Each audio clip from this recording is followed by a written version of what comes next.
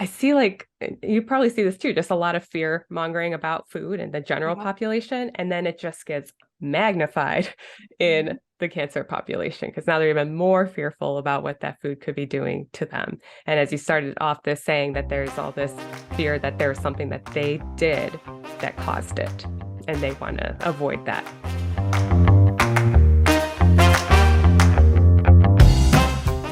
Hello and welcome to the Core Podcast. We're your hosts, Aline Keller. And Shannon Polson. I'm a precision nutrition certified coach. And I'm a NASM certified personal trainer for over 13 years. We support women 30 years old and over to pursue health through realistic nutrition and fitness strategies. Our main passion is to help you find that smile when you look in the mirror, find freedom when you eat, and joy when moving your body. Make sure to subscribe for your weekly dose of doable health tips, practical advice, and so much more. It's the health education you wish you'd had.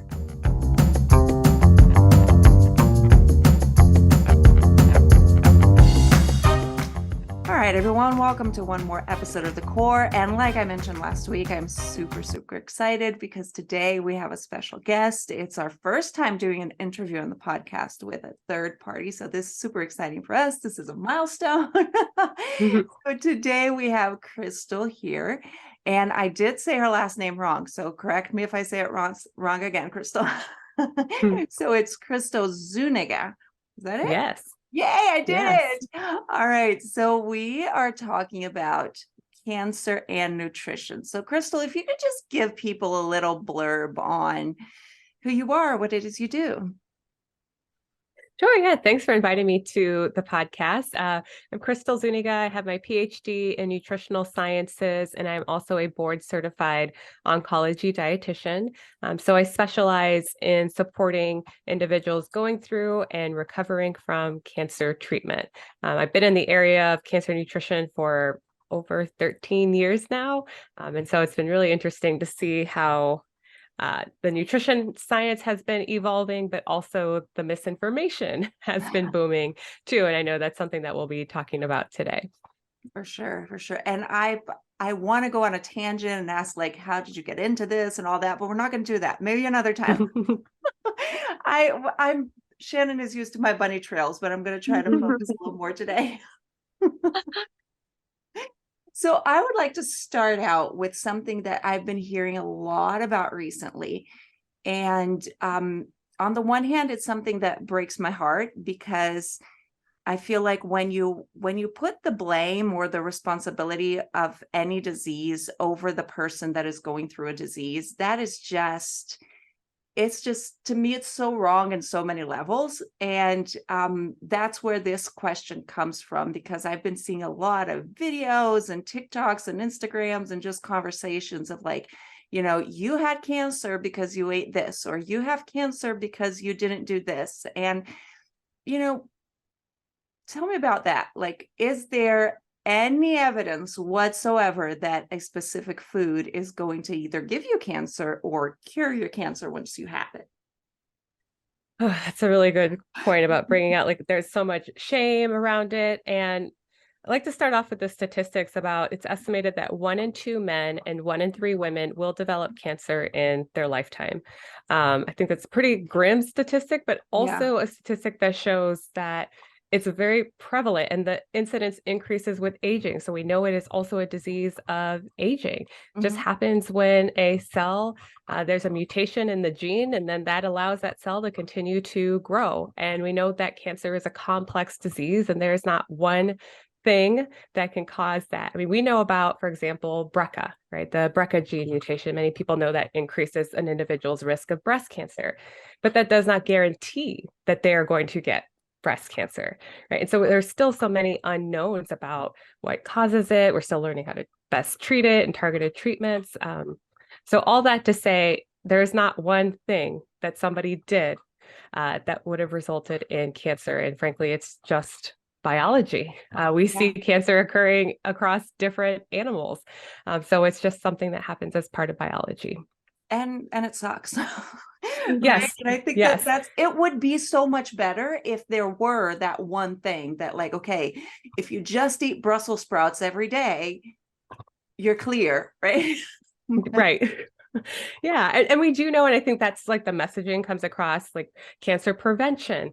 Mhm. Yes, diet can have a role in reducing the risk of cancer, or physical activity can reduce the risk. But I think when we hear that term prevention and messages about prevention, it also gives this idea that you have total control Mhm. over it happening or not. And that's not the case. There are things you can do to reduce the risk of it developing, but we are not in complete control of cancer. And well, we actually talk about this a lot in the podcast, that we're not actually in control of what our body does. Right. So when people say, okay, I want to lose weight, I'm like, okay, you're not in control of the scale. You're in control of the actions you take, but what your body's going to do with that, like that's that outcome. I mean, you can predict a lot of outcomes based on your actions, but like you said, it's a prevention. It's something that you're doing in the hopes to offset something else. So Yeah, and I'll say like I've worked with many individuals who've reached out to me, said that they're vegan or were very physically active, never smoked, never drank, and it happens. It Mhm. happens. Yeah. It does. All right, so that was a big one that I wanted to get out of the way. And now there's a lot of information out there. And one of the big reasons why I wanted to have you on the podcast is because it's one thing for me to, say, okay, this is what we know, this is what we have. It's something else for a person with your amount of experience and knowledge and just work one-on-one with people to dispel certain myths. And there are certain things that we hear, and I hear this from people that I know, from survivors, from people that were going through treatment, and you hear this on the media a lot. Like there are certain things that are like very big in relation to cancer. And what scares me a little about this is that people use cancer as a sales pitch, as a marketing term, right? Like you do this diet, you won't have cancer, or eating this supplement is going to prevent cancer, and stuff like that. And I mean, again, that's a bunny trail, but that's wrong in so many levels, right? I mean, this cancer should not be a way for you to sell anything. But I wanted to go into a few of these and kind of do a true or false. And, you know, so the biggest one I see is sugar. So sugar feeds cancer, sugar causes cancer. So, give us a little bit about, why is that not the case? Yeah, the sugar feeds cancer myth is one that I think everybody has heard, and every cancer patient has been guilted or shamed about. And get back to the complex biology of cancer, that it's a cell just like any other cell in our body, so it is going to use any available fuel source to grow, and restricting carbohydrates from the diet does not mean that that is going to starve the cancer. There's understanding that cancer cells can have mutations to continue to grow and evolve. It's going to do what it needs to do to get the fuel sources that it needs to continue to grow. As far as sugar causing cancer, our cancer prevention recommendations do recommend limiting the intake of sugar sweetened beverages, but that's more in relation to that excess consumption of those can contribute to displacing healthful nutrients, and also can contribute to overweight or obesity, which has been associated with an increased risk of cancer. So it's not that sugar directly itself is causing cancer. It's just in the context of the diet, and putting that all together with any of these myths that we might be discussing. It's like, it's never one thing. We have to look about it in the context of the overall diet. And talk to me a little bit about, the fruits and vegetables. Now, like you said with sugar, when we talk to people about nutrition, it's like the sound advice about cancer, it seems to me that it's literally just the sound advice about health. Like, limit your sugar consumption is one of them. We're not telling people to go crazy and eat sugar for every meal. And how about fruits and vegetables? When we say, eat your fruits, eat your veggies, that's true for everybody. When it comes to cancer prevention and or cancer during treatments of cancer, what's the role and why are they important?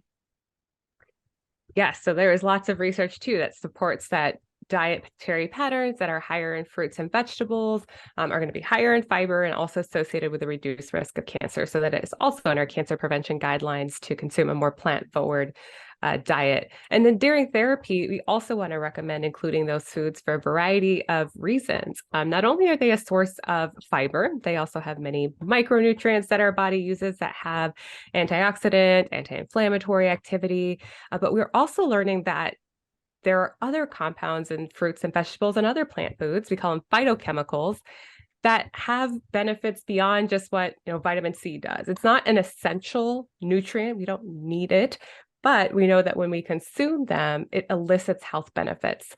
So again, anti-cancer activity, some have shown to have impacts on reducing the amount of blood vessel formation that a cancer cell can do. It's really cool to see. That's what initially got me interested in cancer nutrition, was learning about how some compounds that were being identified in plant foods could have a direct effect on how a cancer is able to grow and develop. So we know that, again, surface level, yes, fiber has important nutrients, but we also know that there are other things in plant foods that elicit even additional benefits beyond just the nutrients. Would it be fair to say that, of course, like you said, the statistics are really high for people are developing cancer. Would it be fair to say that the healthier you are, not only are you preventing cancer, but would the treatment process be easier on you if you unfortunately go into it, but you're at a healthier place? Yeah, so that's definitely something too I've discussed with clients I had that saying like I did everything right and feeling really bad or guilty about it. I said, you have set your body up to be prepared for what it's about to go through. Absolutely. These therapies, many of our chemotherapies are not just targeting the cancer cells. Unfortunately, they impact healthy cells as well. But if the body has good nutrition, it's able to recover in between those cycles. Those healthy cells can come back. We know people that have more muscle going into treatment have better quality of life, better outcomes, less treatment toxicities as well. So the body still needs all of its nutrients. It needs it even more when going through a treatment that is going to impact the healthy cells. So yes, absolutely, these nutrients are important, and we still want to promote a healthful diet during treatment. But with that, though, I also want to throw that out that during treatment, it can be very difficult to eat that way when people are dealing with side effects of treatment and can sometimes feel bad that they're not able to get their fruits and vegetables anymore. They lost their appetite and not eating as diverse of a diet. The main priority I tell them during treatment is we just need to keep you nourished. We need to get those nutrients in. If we have to take a multivitamin in the short term to help meet those micronutrient needs, we can do that. But we definitely want the whole foods approach best we can, but we can use appropriate supplementation or have a less diverse diet if needed to just get through. Yeah, because it's not easy. I remember when I was pregnant with my first kid and the doctor, I was feeling awful. I just couldn't keep anything down. And she said, you know what, for these first 3 months, I want you to eat something. And then after you're feeling better, we'll work on getting things back to where they should be. But right now you're feeling awful. You can't keep anything down. Just eat something, right? Which is something that I've heard you say on your page. And I've seen other people mention the same thing. It's really hard to go through these treatments. And, people don't need the added pressure of wanting to be perfect and do everything perfectly, right? So that's also a good side note. Yeah. And then it gets misinterpreted, though. Sometimes it's saying like, oh, well, then nutrition doesn't matter if you're saying I can eat anything. Like, no, nutrition matters. But what matters most is that you have enough energy, because if you're losing weight and losing more muscle, then you're going to feel worse from these treatments. And then it's even more difficult to eat a healthful diet. So we've got to stop that cycle and just get energy, get fuel in your body. But unfortunately, the message sometimes gets like, oh, eat whatever you want to gain, just maintain your weight. And that's all you need to know about nutrition. Like, no, there's much more. We talk a lot to people about the 80-20, right? Where we want 80% of your diet to be really, really good and 20% just go and have fun. But of course, like there's moments when, and I think that everybody can relate to this at some level, just by getting a flu or, you know, being injured or something happening, like you don't going on vacation, let's go with the positive thing. Like you don't always have complete control over what you're going to eat for different circumstances. So, you know, doing your best. And then when you can, you'll go back to doing really, really well. Let's go into Shannon's lane for a second to talk about exercise. So, you know, lots of people when they're sick, and from what I've heard from people that I know that have gone through cancer is like, no, I don't want to work out. I don't need to do this, or working out is going to make me weaker. So that's going to be bad for the cancer. And, you know, I've heard all people say all these kinds of things. So tell us a little bit about that. What's the importance of exercise during treatment and for prevention?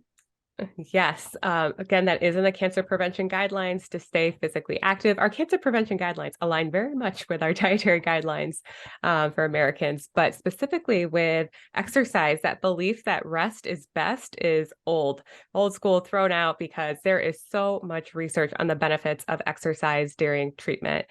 So much so that there are clinical practice guidelines for recommending physical activity during cancer treatment. Fortunately, there was a survey of some oncologists and found that I think it was somewhere around 20 to 30% of them were aware of the guidelines of exercise during cancer treatment. So there's guidelines showing not only, I know, I mean, it's hard. You want them to keep up with all of the latest it's hard. It's a lot. But this is essentially a therapy because we know that it can reduce fatigue, the most common side effect of cancer treatment, important for maintaining bone density, and many treatments have a negative impact on bone density. But also they've shown some abilities to reduce inflammation, perhaps even enhance the effectiveness of therapies, and helping with maintenance of muscle mass, which we know those with more muscle have less treatment toxicities and better outcomes. So the benefits of exercise are multifactorial. And again, as you're saying, many people don't feel well. And so I also like to lower that bar. It's like, we're not telling you to start training for an Ironman. Really, if it's as much as going for a walk, that's going to help reduce inflammation, take care of those blood vessels that are getting hit from all sides of inflammation. I mean, any little bit helps. Even things like yoga, not that yoga is not exercise, but more of a lower intensity exercise, stretching, those also have shown benefits. So I can't speak highly enough of the research that we have on exercise during treatment, and not even just animal studies, like human trials showing the benefits of physical activity during cancer treatment. It should be recommended to everyone going through treatment. We talk a lot about this, how, you know, if there was ever a youth pill, it's exercise. And everybody should exercise more. And we talk a lot about this here, because most of our listeners and most of our clients, they are working on fat loss. And we say, you know what, exercise doesn't linearly relate to fat loss, but there's so many reasons why you need to exercise. And you know, for me, those are two good enough reasons. Is, you know, it helps set you up to be healthier and to prevent certain diseases. And if you do get sick, you know, there you go. Exercise makes it easier to get through it. So it's good enough. And I really like talking about exercise, and awesome that you're advocating to reframe exercise, that it's not just about weight loss, because unfortunately then people who weren't trying to pursue weight loss and then now go through a chronic disease and exercise is recommended don't have that foundation with exercise built. Unfortunately. So yeah, we need to look at that exercise is doing so much more than burning calories. People should go. I saw a video these days and I thought it was so great. She was saying, you know what, give yourself permission to exercise even though you don't want to lose weight. And I'm like, spot on. You know, more people need to ingrain this. You know, it's not about the weight loss. Exercise is about health. It's going to help tangentially with weight loss. We know that, but you know, it's not just for the weight loss. I have another big one here is alcohol. Yes, alcohol. I hate to be the bearer of bad news, but the recommendation is that there is no safe amount of alcohol when it comes to prevention of cancer. We know that it is this this J-shaped curve. So it just exponentially increases, risk because alcohol is a direct carcinogen. And then in relation to breast cancer specifically, I know there's a lot of women that listen to this. Alcohol can interfere with estrogen metabolism too. So really the recommendation is none, but to stay within the guidelines still for men, 2 drinks or less a day, women 1 or less. And then I tell people going through cancer treatment, it's unless you want to have a little sip of champagne, glass of champagne after ringing the bell after chemo, your liver is going through a lot. It is dealing with all of these medications and chemotherapeutic agents and trying to detox to give it one more thing to do. Really, I think the priority should be trying to take care of the liver. So alcohol has been associated with several cancers, increased risk of many cancers. And so it's best to limit or avoid. So for me personally, and I've shared this here before, I've never enjoyed the taste of anything with alcohol. So, I mean, that's easy for me. Like, yay, okay, I don't like it. So why bother? I'm not going to learn how to drink it. But so this 1 drink a day, do you think that's so that's in the guidelines? Is that something that let me see how I want to phrase this question. Is that something that you would say if you're trying to cut back, try to limit to this? Or is this kind of like, no, 1 is great. I kind of know where you're going to answer this, but is it like try to limit it to 1 is good, or do your best to cut it off entirely? Yeah, so the first recommendations are like, alcohol could have health benefits. And there's actually some, promotion about alcohol that it could be helpful. And it's like, well, actually that we learned a lot more. Again, it's not just one food that's doing something. We looked at people that were consuming, for example, the red wine. It's like in the context of the dietary pattern, people were eating lots of fruits and vegetables. Like that's what was providing the benefit, not that they were drinking wine. It was not the benefit there. So we have to be really careful about how those types of studies are interpreted. So the recommendation would be then if you are going to drink, to try to keep it to 1 or less a day. This isn't something that you should try to do, drinking alcohol for health benefits, because the research has been pretty consistent across multiple cancer types that it increases the risk. Well, and in general, this is something that we always talk about in nutrition is the dose makes the poison, right? So when people talk about the quote unquote benefits of drinking alcohol, the benefit, the amount of alcohol you would have to drink to get what were supposed to be the benefits, you're really just shooting yourself in the foot. So yeah, not really beneficial. No, yeah, should not. I know it's something like gallons of red wine would need to be drank to have the amount of resveratrol that was showing the heart healthy benefits. It's like, no, we should not be drinking it for those reasons. But I also don't like to guilt and shame if someone wants to have a cocktail at a night out. Like, again, it's about moderation and over time, but consistently drinking alcohol, we do know the impacts on liver function, raising estrogen levels, and those types of things can increase the risk. Now, another one that's big are the supplements. So if you take this, you won't get cancer. If you take this, so again, like anybody that's been hearing, you already know by now that, there's no magic. That was my first question for a reason. But what about supplements? You did mention that during treatment, sometimes you're going to supplement temporarily just so that you guarantee that people are getting a certain amount of nutrition. But supplements in general, is there anything that has been shown that would be beneficial for the average woman to take? Or not? Yeah, again, our cancer prevention recommendations specifically state do not use dietary supplements for cancer prevention, because we actually have some large trials that showed a couple of examples was vitamin A supplementation had increased the risk of lung cancer in smokers.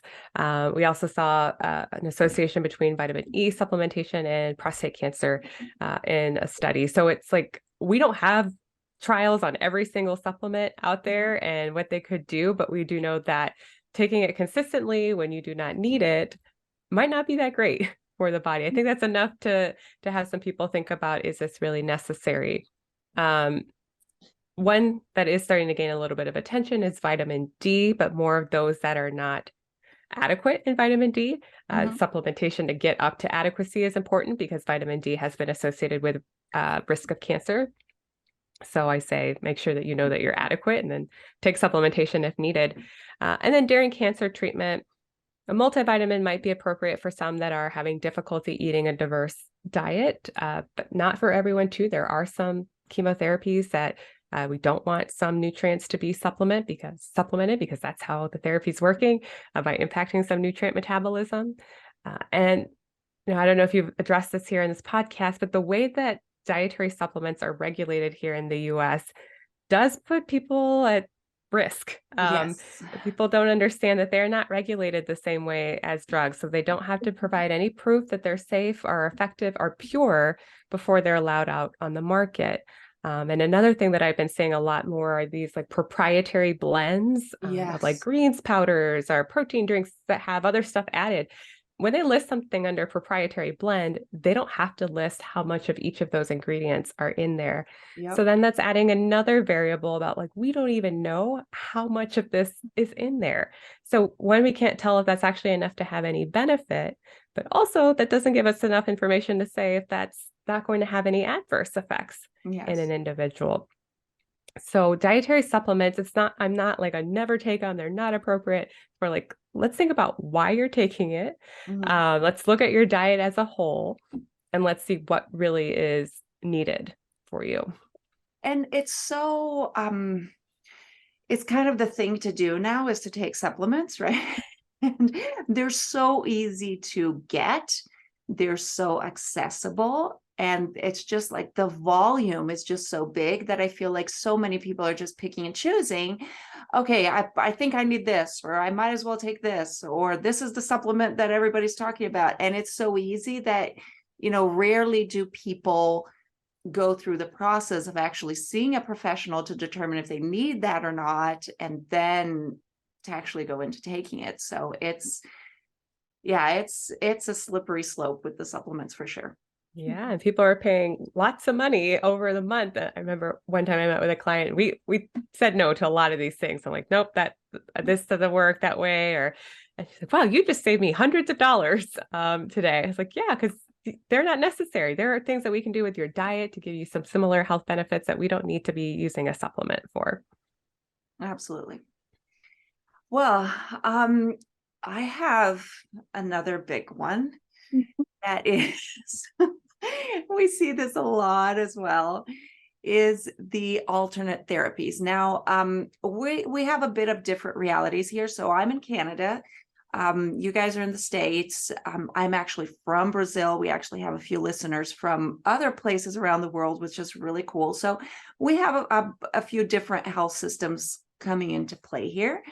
But I see a lot, especially coming from the States. And now, again, I don't live there. I could be completely wrong, but I feel like the harder it is sometimes for people to access the medical system and to be able to use it, the easier it is for them to shy away from it and try something else. And that's where my question comes in, is with these alternate therapies. It's the acupuncture to cure cancer, and the essential oils to cure cancer, and the blood type diet, and the like, all these things that come up, and different things come up at different times. And I don't know, there's some people that all you have to do is get rid of your pent up emotions, because that's why cancer, like this, all the things. So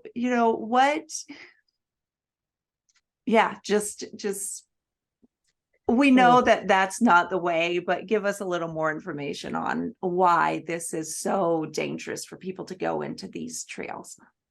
I like that you started off that question with discussing like why people might be pursuing these routes. It can feel like the healthcare system is super difficult to navigate, and you feel like people aren't looking out for you. You feel like a number, right? Or these therapies might be really complex and difficult to understand what's going on, and you're being shuffled around here, there, everywhere.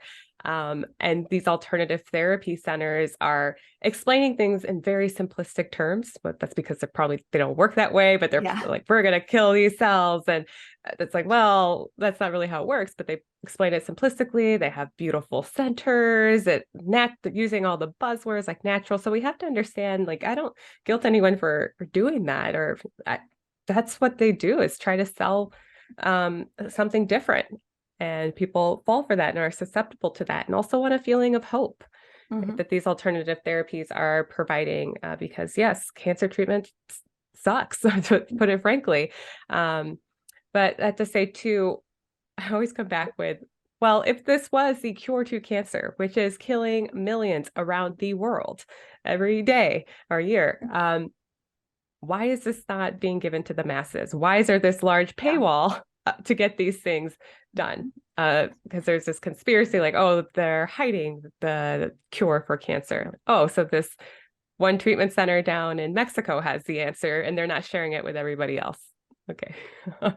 So a lot of it is like conspiracy around it. But I tell people too, it's like, it doesn't have to be an either or. You can use acupuncture to support managing side effects of cancer treatment.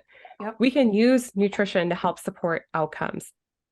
Right. There are some supplements that could help you feel better while going through cancer treatment and be able to withstand that. So we also call it this integrative oncology approach, that it doesn't have to be an either or, that there are some evidence behind some of these other therapies like yoga, mind body, acupuncture, diet, exercise, massage, even aromatherapy, that we can integrate those things as part of the treatment plan. And again, it's just a big red flag when these types of alternative therapies are promising things that with no evidence behind them. And unfortunately, as long as there's a market for it, there's going to be people trying to make money off of it. And it's the big promises, right? It's going with, this is the cure, or this is the fix, or this is, and when you go into to talk to a professional, you go to talk to an oncologist, they will never say, I guarantee that, this is going to get rid of your cancer and you're going to be better, because that's just something that you just can't do, right? That's not how it works. Right. No, it's not. But when someone in the alternative world is saying, we do have the answer, we do have the cure, that sounds a lot more than appetizing than the other alternative. Oh, absolutely. Because we're humans. We want a sense of absolute control. Yeah. And unfortunately, there's been people out there that have claimed that they've cured their cancer with XYZ, and there's stories of them that they were faking the cancer. There's one in particular, Chris Beats Cancer, and not that he is faking having cancer. He did have cancer, but he claims that he cured his cancer with diet. It doesn't clearly disclose that he had surgery for his cancer, and that is the recommended treatment for his surgery. Is surgery for his cancer. So, there are people that do not have that option, and diet is not going to provide that same magnitude of benefit. And when we talk about diet as well, we see a lot of, that's something else I wanted to touch on, is we see a lot of people going to you have to eat organic. You have to eat non-GMO, you have to eat fresh, and the reality is not everybody can live like that or afford it. And we have enough evidence to support that, it's not necessarily better. So what do you say to people? Because I'll preface this by saying that, people, we say this all the time, you can do whatever you want. You buy whatever food you want, you eat whatever you want. It's not my job to tell you to eat or not certain things, but for the person who is concerned, what do you say to the person that says, I can't afford to eat only organic or non-GMO or only fresh? Like, what do you say to this person? What's the best route to go into? Yeah, that any vegetable is better than no vegetable is one of them. Is that we have, right, there's not research that supports that organic diets provide additional health benefits beyond those that are eating like organic fruits and vegetables, not providing any additional benefits than those that are eating enough fruits and vegetables. stats here in the US, but Canada, I don't think it's much different, is 1 in 10 Americans meet the recommendations of 5 servings of fruits and vegetables a day. So the problem isn't that they're eating conventional produce. The problem is that we're not eating enough plants. But we are exceeding recommendations in added sugars and refined grains and total fat in the diet. Right. So again, looking at that big picture stuff in the dietary pattern, same thing. If someone feels more comfortable choosing organic, then I said, okay, choose organic. But we know that frozen is just as good as fresh. That conventional produce is just as nutritious as organic. And that it's about doing what you need to have an overall healthful dietary pattern and not get caught in the fear mongering around like I said, GMO or non-organic produce, and also remind people that organic still uses pesticides too. That's part of it too. Different pesticides, some that we don't know as much about some of their health effects. So I see, like, you probably see this too, just a lot of fear mongering about food in the general population. And then it just gets magnified in the cancer population because now they're even more fearful about what that food could be doing to them. And as you started off this saying that there's all this fear that there's something that they did that caused it, and they want to avoid that. Well, that covers my questions. Shannon, do you have anything specific that you want to ask? I don't. Krystle, you did a wonderful job of explaining so much of this stuff. And Eleni, your questions you hit the nail. I mean, so many of your questions I had too. The 2 questions that I mostly had, the one about exercise. And I know if I have a client coming in and they are sedentary and now they have gotten the news that they are, they have cancer or whatever, to just go really, really slow to start out with a new exercise routine. And I guess you kind of just validated that answer in a sense of, if you're not an active person or you're just recreationally active and you've gotten this terrible news, like, how do you start and where do you start? And should you even start? Do we want to put more stress on our body by adding physical activity? And again, I think you just validated the answer that yes, I mean, come the energy, please just get outside and go for a walk or do that yoga, or like you said, just something that's mindful and getting your body moving. So that was one thing that I really appreciate you touching base on. And then the second one was the supplements, because even in nutrition, I have so many clients asking about supplements or powders and that type of thing. And I'm one to kind of shy away from it. I think that you can get a lot of your nutrients through your diet. I think that they're very helpful, case per case, but coming into the cancer portion of everything, I think you hit the nail in a sense of, you don't necessarily need to take all of these supplements to prevent cancer. So those were my 2 biggest intakes, and I'm glad that you touched base on not only those, but a lot of the other information that you 2 provided here today. So thank you. Yeah, and to elaborate a little bit on the exercise piece, I mean, there are some adjustments that might need to be made while someone's going through cancer treatment, if they have an anemia or low white blood cell count, or if there's bone mets. But also, because we have so much research, there's guidelines behind how to navigate exercise if those things come up, like neuropathy, pain, lymphedema, all these common side effects that, again, there are recommendations on how to navigate exercise. And I think sometimes providers might just say, like, I don't know how to deal with that. So no, exercise, like when there are physical therapists, cancer rehab specialists that can help a patient navigate that as well, because the body's going to feel different. It's going to be different. Even for someone who has been exercising and then goes into a cancer diagnosis, they are going to need to make some modifications. So it might help to work with someone that can help them navigate those modifications. And yeah, with the supplements, I'm very much like you too, whole foods focus. But let's think about how much some of these supplements cost, so that patient does, like, you save me hundreds of dollars. Like, think about just one. Like, one might cost like $20-30 a month.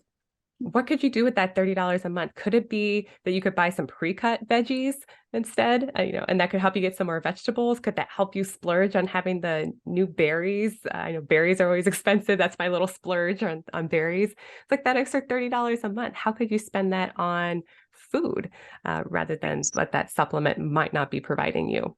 Right. Or even if you need to hire a personal trainer or someone that is in the cancer area with physical fitness, maybe you take that $30 and just get educated and knowledgeable of what you should be doing moving forward.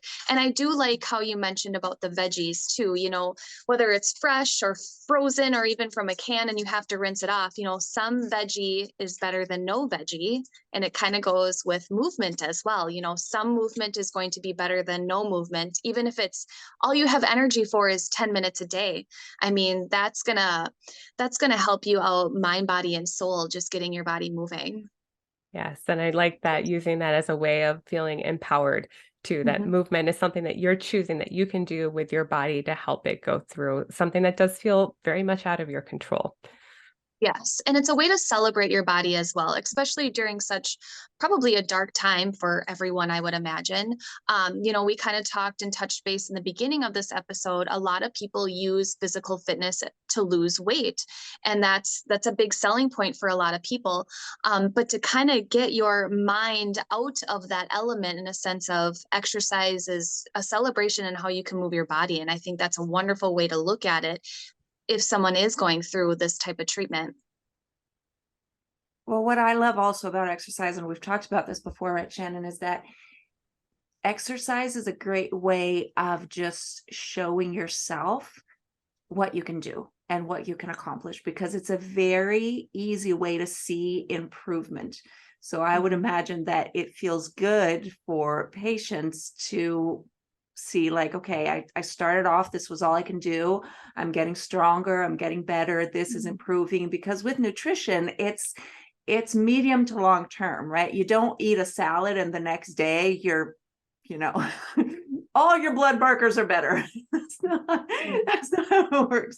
So exercise really just does have like much more immediate effects if you're not looking like at having a 6-pack in 10 days. Exercise really gives you just very easy markers to see improvement. And I feel like Shannon said, this is a very dark time, and anything that you can see your body making progress is probably really, really good. And my last question would be, Krystle, what is a last message that you would like to leave? How would you want to close this? What's one last thing that you think people should know?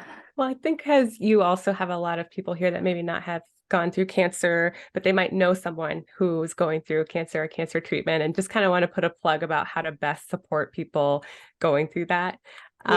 Is number one, do not give unsolicited medical advice, nutrition advice. Number one, and working with people, I just hear like that is already, we talked about all the misinformation that they're trying to navigate, and then to start hearing it from loved ones who are maybe well-intentioned, like even just saying something like, I heard going for a walk would be helpful. Like, yeah, thank you, but I feel awful today. My main takeaway is to see how you can show up for them. Is it bringing them a healthful meal? Is it offering to go on a walk with them?